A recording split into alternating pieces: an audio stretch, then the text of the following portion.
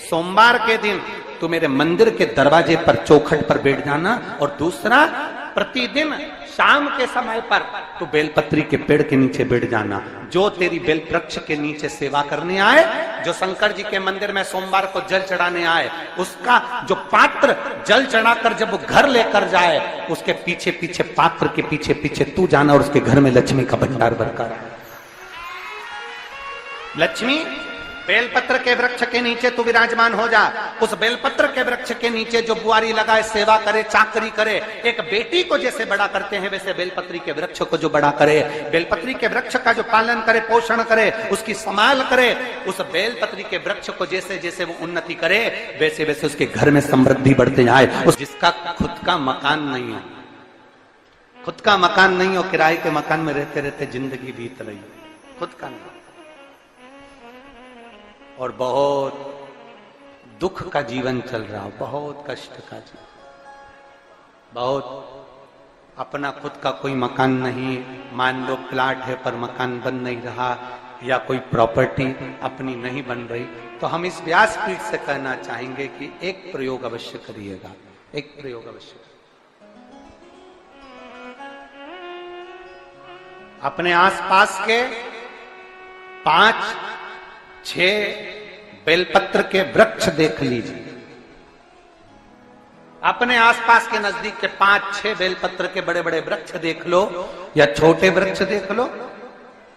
उन 5-6 वृक्ष को धीरे धीरे उनकी सेवा करना प्रारंभ करो, उन वृक्षों को बड़ा करना प्रारंभ करो, उन वृक्ष के नीचे सफाई करना प्रारंभ करो, उन वृक्ष को जल देना प्रारंभ करो, उन वृक्ष को आप खाद देना प्रारंभ करो, उन वृक्ष की सेवा संभाल करना प्रारंभ कर दो, उस वृक्ष के नीचे बुआरी काटना प्रारंभ कर दो, झाड़ू लगाना प्रारंभ कर दो, उस वृक्ष के नीचे सफाई करना प्रारंभ कर दो। उस बेलपत्री के 5-6-7 वृक्ष को आप गोद ले लो। गोद लेना मतलब मैं इसकी सेवा करूंगा, मैं इसमें जल दूंगा, मैं इसके खाद दूंगा, मैं इसकी सेवा करूंगा, कुछ मत करो, बस केवल इस शरीर से उस बेलपत्र के वृक्ष की सेवा करना रोज प्रारंभ कर दो। 6 महीना इंतजार करना और 6 महीना लगातार सेवा करना, 7वां महीना आपका और हमारा, और बताना कि भोलेनाथ ने प्रॉपर्टी दिलाई कि नहीं दिलाई और आगे बढ़ा है।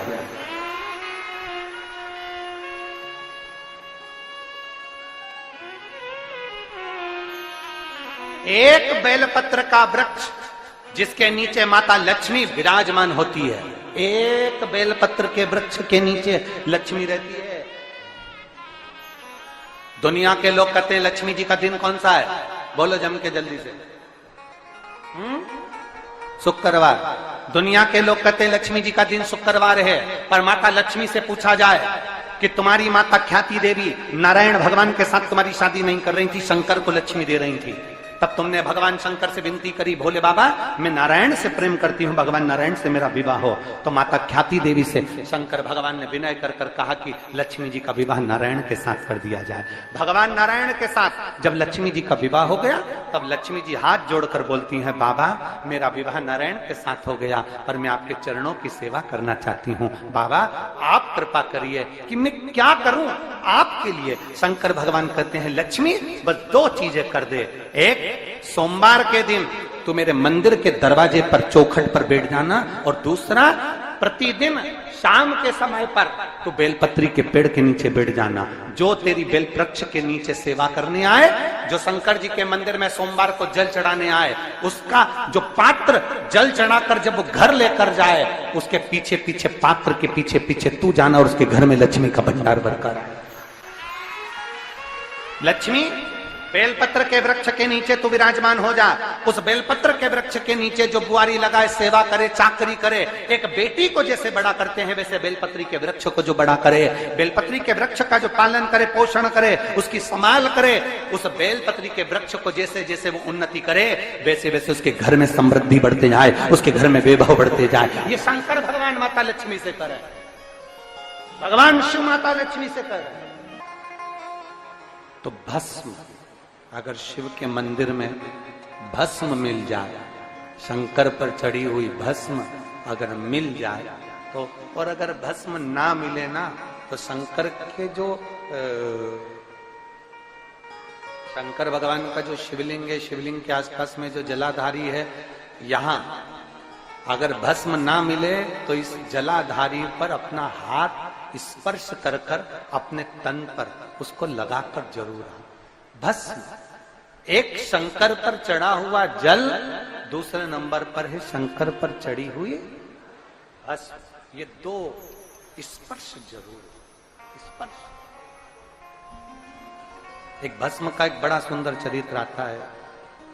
दूसरा, जिस भूमि पर बैठकर कथा सुनो उसकी रज को अपने मस्तक पर थोड़ा सा लगाकर अवश्य जाओ, वो जीवन का एक आनंद है। और शंकर के मंदिर में जाओ तो दो चीजें अवश्य लेकर आओ। पहला, शंकर जी पे चढ़ा हुआ, जम के बोलो, जल अवश्य लेकर आओ। क्योंकि जब तुम जल लेकर आते हो, पात्र लेकर आते हो, तो मेरा महादेव लक्ष्मी जी को तुम्हारे पीछे पीछे तुम्हारे घर तक भेजते हैं। चढ़ी हुई बेलपत्र मत खाओ, लोग कहेंगे शंकर पर चढ़ा हुआ ये मत खाओ। हम इस व्यासपीठ से निवेदन करना चाहेंगे कि आप अगर दिल रखकर अपने बाबा से कहोगे ना, तो बाबा पर चढ़ा हुआ जो जल है ना, वो जल साधारण नहीं रहता। मेरा भोलेनाथ जब दुनिया को अमृत देता है तो तुमको भी अमृत दे देता है। दो चीजें कभी मत छोड़ो। अगर मंदिर में गए हो तो दो चीजें कभी मत छोड़ो।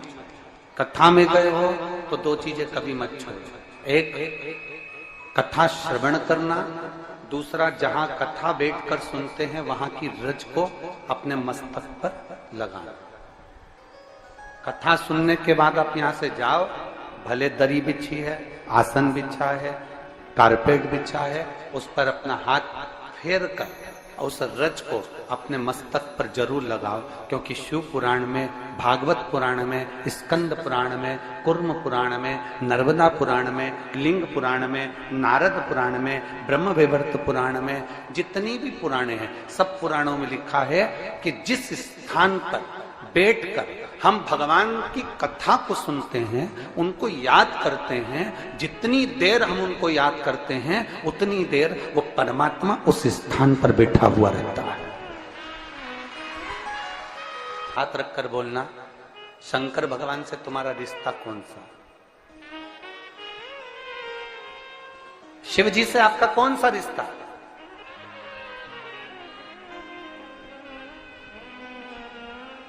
शंकर भगवान को आप क्या मानते हो? हमने आपको एक संबंध बताया था कि सीहोर कुबेरेश्वर धाम आपका मायका है, तो हम आपके भाई हैं, तो शंकर भगवान आपके पिता हैं, आपके बाप हैं, आपका बाबा है, आपका दादा है।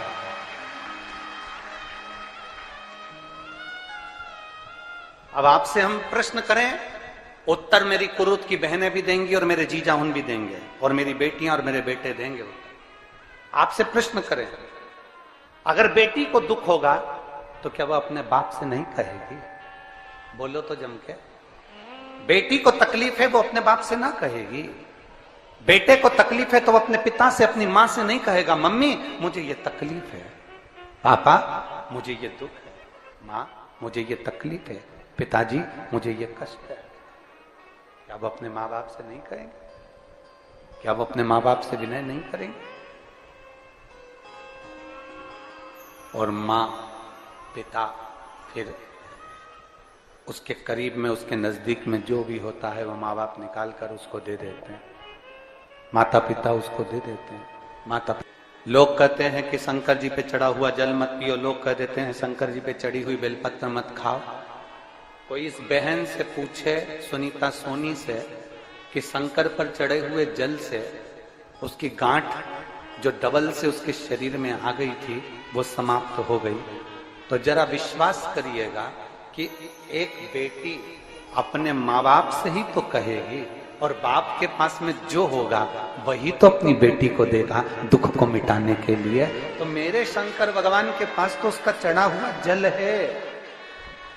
दूसरा, जिस भूमि पर बैठकर कथा सुनो उसकी रज को अपने मस्तक पर थोड़ा सा लगाकर अवश्य जाओ, वो जीवन का एक आनंद है।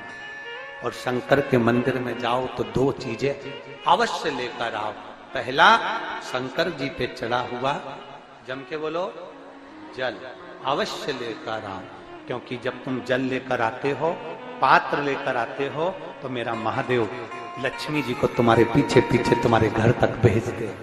दो चीजें लेकर अवश्य आओ, और शिव पुराण में जाओ तो दो चीजें लेकर अवश्य जाओ। पहले नंबर पर शंकर की कथा और अपने अंदर विश्वास कि मेरे महादेव की मैंने कथा सुनी है, अब मैं भटकूंगी नहीं। सारी दुनिया में मैंने ठोकर खा ली, अब कहीं ठोकर नहीं खाऊंगी, अब तो दरवाजे पर महादेव के जाऊंगी, बाकी के कहीं। दूसरा, कथा में बैठी हूं बाबा के इस रज को, ये रज नहीं है, ये धूल नहीं है, ये मेरे बाबा के कैलाश 12 ज्योतिर्लिंग का चंदन है, इसको मस्तक चढ़ाऊंगी अपने हृदय से। लाते हो आप लोग? हाथ उठाओ जरा, रख लो, बहुत बढ़िया, प्रणाम आपको सभी को, नमन। 2 बूंद जल लेकर आओ, पल्ला नहीं पियो तो उस जल को अपने घर में छींट दो।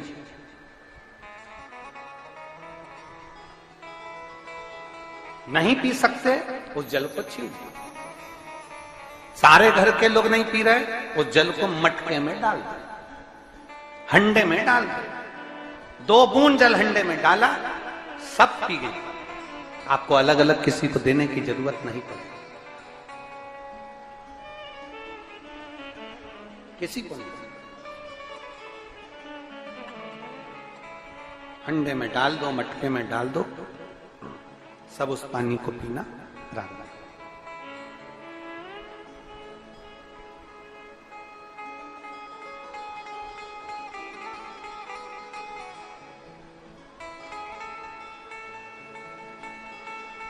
उस जल के महत्व को जो बच्चों का दर्द नहीं देख सकते, जब माता पिता अपने बच्चों का दर्द नहीं देख सकते, तो देव अधिदेव महादेव तुम्हारा दर्द कैसे देखेंगे? वो भी तो काटेंगे तुमको, वो भी तो कष्ट मिटाएंगे। 2 चीजें कथा में जाकर ले, एक जहां जगह मिल जाए वहां बैठकर कथा सुनो। धूप लगे, पंडालों की इतनी व्यवस्था नहीं हो पाती है, पंडाल लगाने वाले, टेंट लगाने वाले टेंट लगा लगा के थक जाते हैं, तो अपने साथ एक छाता लेकर चलो। ओम नमः शिवाय, श्री शिवाय नमस्तुभ्यम। स्वागत है आपका शिव महापुराण उपाय में। तो दोस्तों, आज हम बात करने जा रहे हैं 27 जनवरी सोमवार प्रदोष शिवरात्रि के उपाय के बारे में, जो कि ये बहुत ही महत्वपूर्ण संयोग बन रहा है। तो दोस्तों, आइए सुनते हैं इस कथा को। आज शाम को कौन सा उपाय करना है? तो दोस्तों, मैं उम्मीद करता हूं कि आज सब लोग इस उपाय को करेंगे, क्योंकि बहुत किस्मत वाले वो लोग होते हैं जिनको यह अवसर प्राप्त होता है। बाबा ने आपको यह अवसर दिया है, तो आप सभी भक्त इस उपाय को कीजिएगा ज़रूर, इस उपाय को, क्योंकि ये बहुत ही महत्वपूर्ण अवसर है। क्योंकि एक ही दिन 3 महासंयोग बनना बहुत ही बड़ी बात है आपके जीवन में। तो दोस्तों, इस उपाय को कर लीजिए और उपाय को करके अपने जीवन को कृतज्ञ और धन्य बनाइए। बोलिए हर हर महादेव।